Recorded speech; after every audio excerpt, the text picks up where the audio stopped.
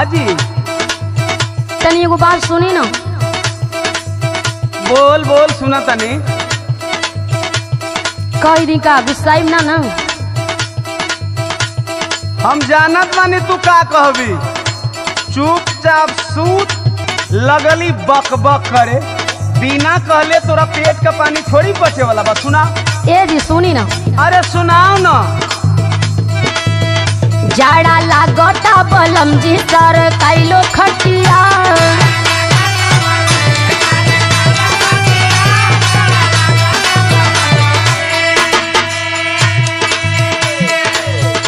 जाड़ा काटे नहीं कोरा के डबल तकिया, जाड़ा काटे नहीं कोरा के डबल तकिया, जाड़ा लागता बलम जी सर कैलो।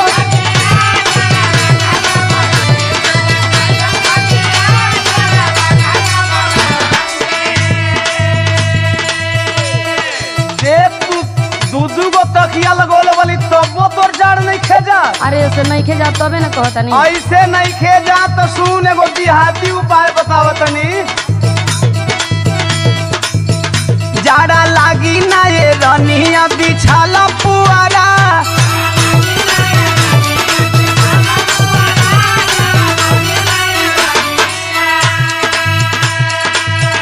सब जागल बाटे कैसे करी खाट नियरा, सब जागल बाटे कैसे करी खाट नियरा, जाड़ा लागी ना ये रनिया बिछाला।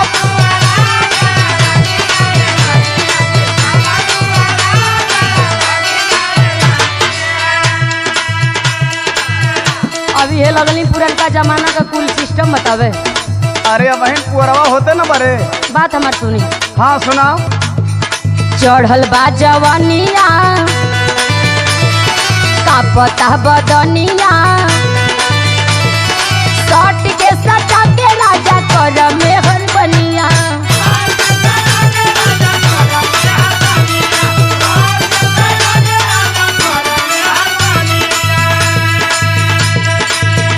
जाड़ हाड़ छेद मान लग मार बतिया, जाड़ हाड़ छेद मान लग मार बतिया, जाड़ा लागता बोलम जे सर कैलो खटिया।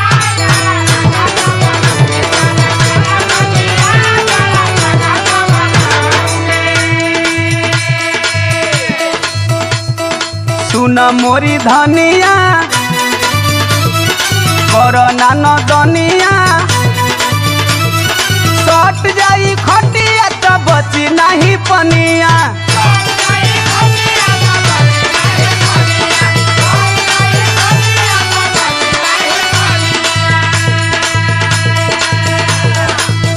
भौजी संगे बतियावत बाने भैया दुआरा, भौजी संगे बतियावत बाने भैया दुआरा, जाड़ा लागी ना ये रनिया बिछल पुअरा।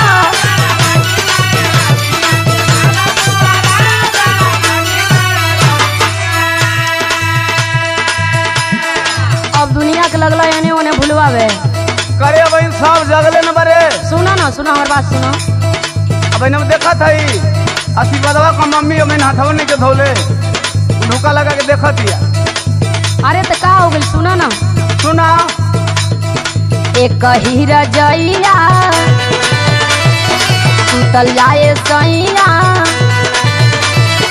बुझा मजबूरी जनी बननी रदैया। अरे बाबू ये कहीं रजाई देना तो वो कहाँ ले गए।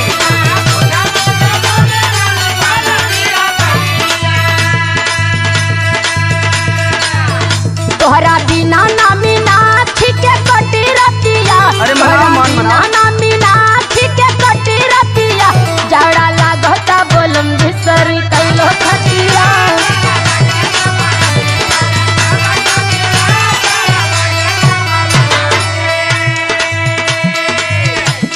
देख दुआरा पर पुआरा का गांज लगल बा तो का करी। शरम है घोर के पी गईले बाड़ी ना तो हमारे को बात सुन ले। बोला। बार ले तू अगिया करू रत जगिया, हाँ सब कोई जान जाई लाग जाई दगिया।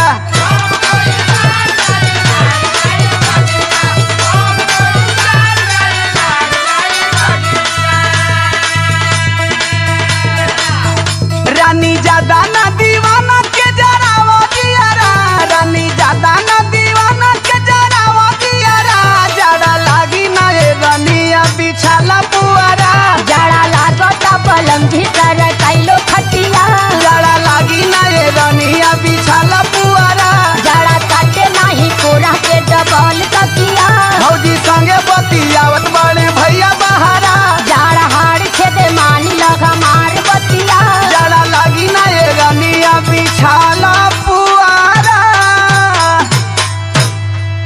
सरकावा न लाज हाया घोर के पी गलू तो सरकवते बनी।